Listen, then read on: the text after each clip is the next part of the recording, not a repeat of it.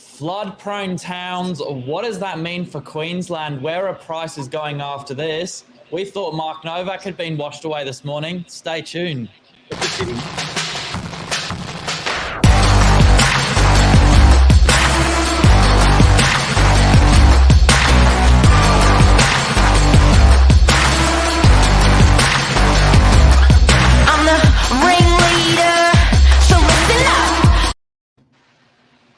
In the big smoke.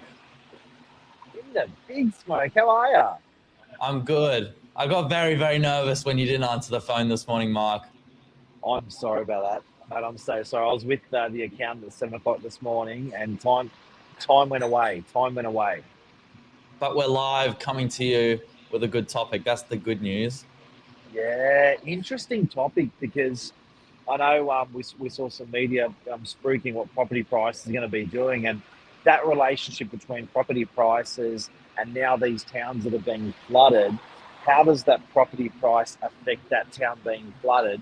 Do people simply not care about it that are buying and selling in that area, or does it erode prices when these places get flooded? That's it. What's interesting about today's point of topic being Brisbane is it's not the first time it's happened. You know, they've had bad floods before and they've bounced back, and they're going to do it again, Mark. They do bounce back, but look, I don't think people forget though. Like, I think at the end of the day, people, and you and I had this conversation the other day when we were talking about it. I think what people start to do is, well, I'm going to go something a bit more quieter.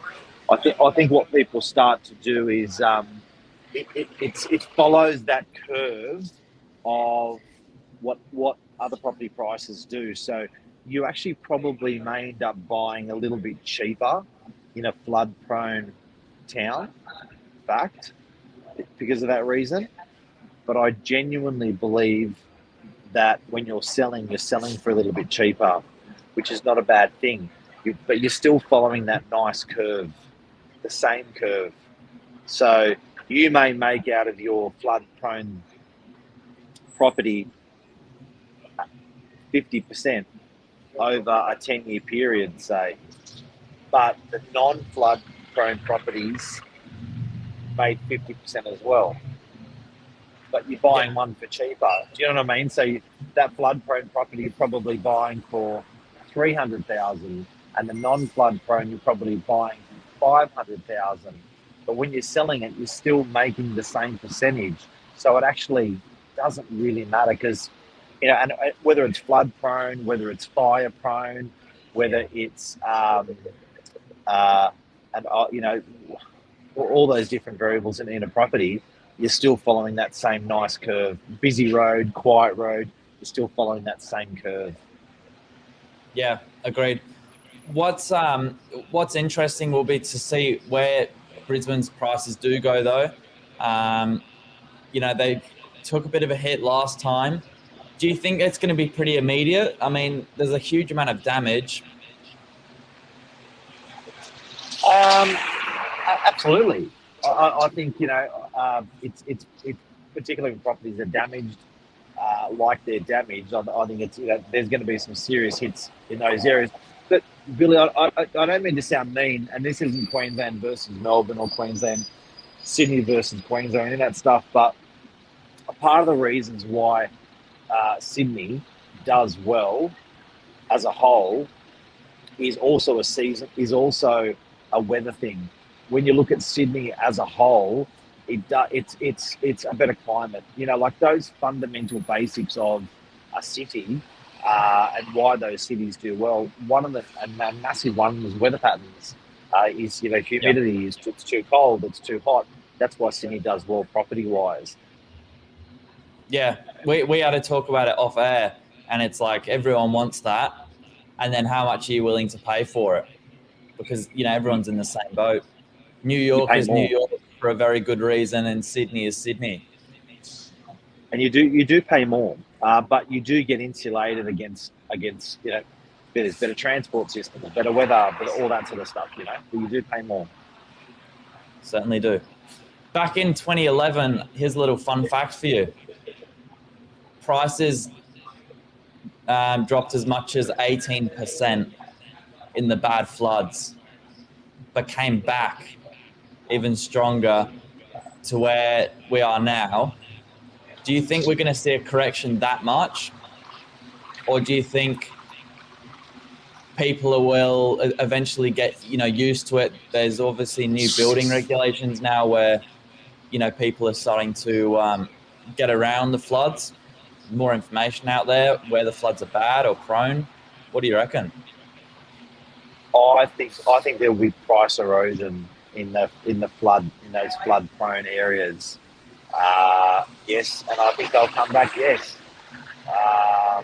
but I think at this time there's also a bit of stress in the markets because we've had such insane growth that sometimes there is a slight correction after insane growth, like after booms, and now coming off that boom and then coming off that flood.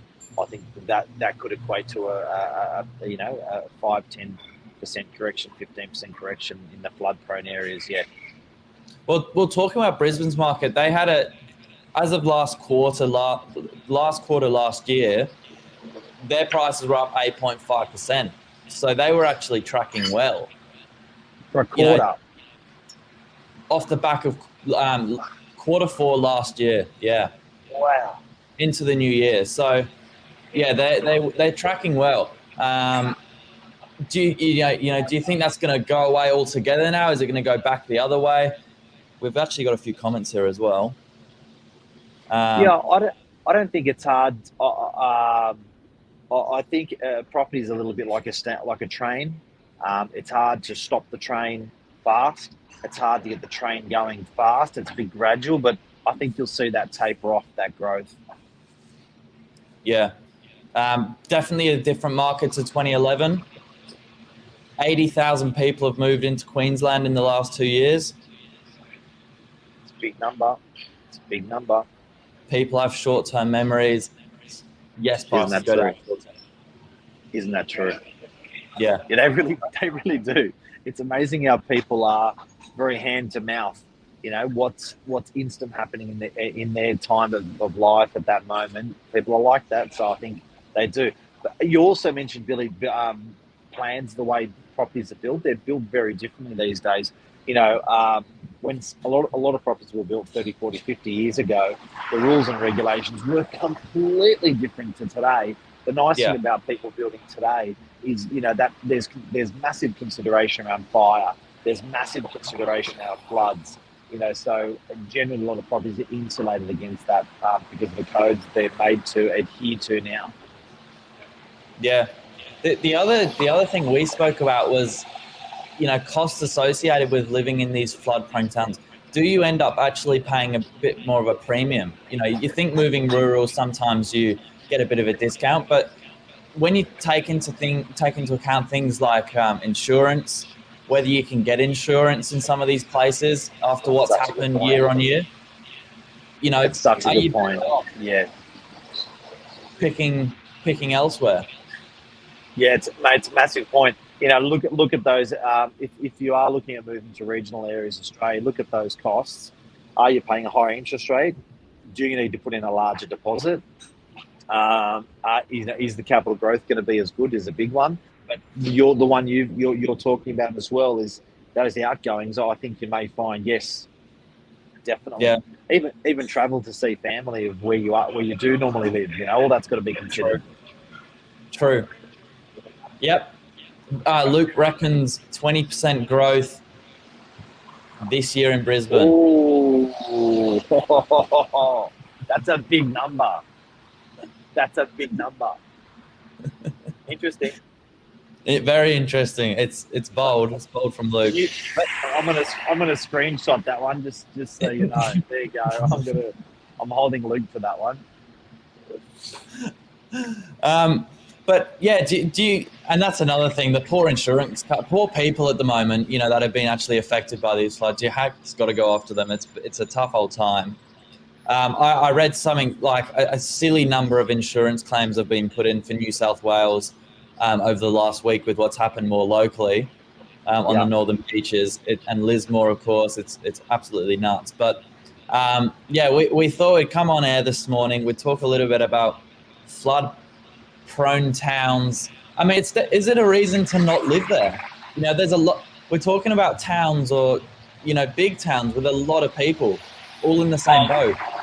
It's something you've definitely got to consider. It. I think if you're not. I think it's when it's a sunny day and you're on holidays at that location, or you're there for a week or two, you think this is just beautiful in summer. I think you definitely got to consider everything. Don't just be like, nah, mate. It's huge. Like if you went through these towns at the moment, which you never will because you can't get in there, but you'd go, there's no chance in hell I'm going to buy here. So I think you got to look at that stuff for sure. But our hearts definitely go out to these guys. It is horrendous. Absolutely, Lise. You know what another thing is, Billy, that we were talking about? I was having a chat with Lise about it. You know what's interesting? The insurance companies never go. You'd think when there's that many claims, insurance companies would go under as well. Yeah.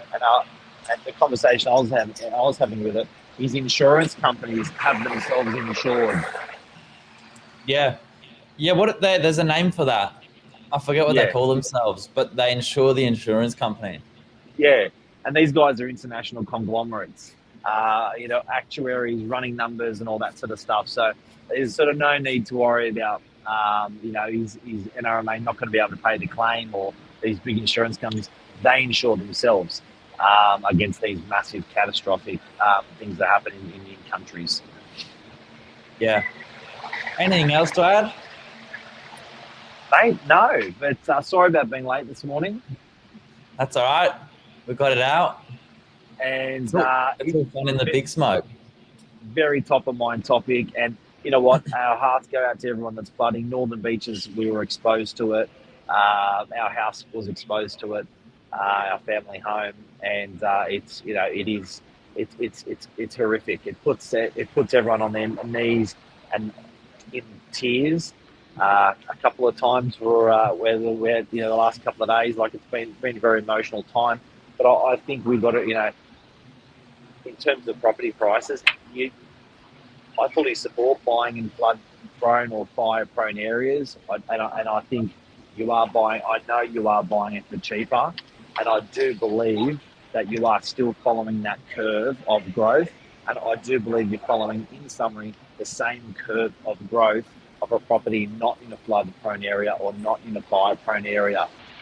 So it's still good real estate. Let's not be silly about it. Not something that floods 10 times a year, but I think it's okay. That's it. Have a good day. I'm rolling the outro. See you, legend. Ciao.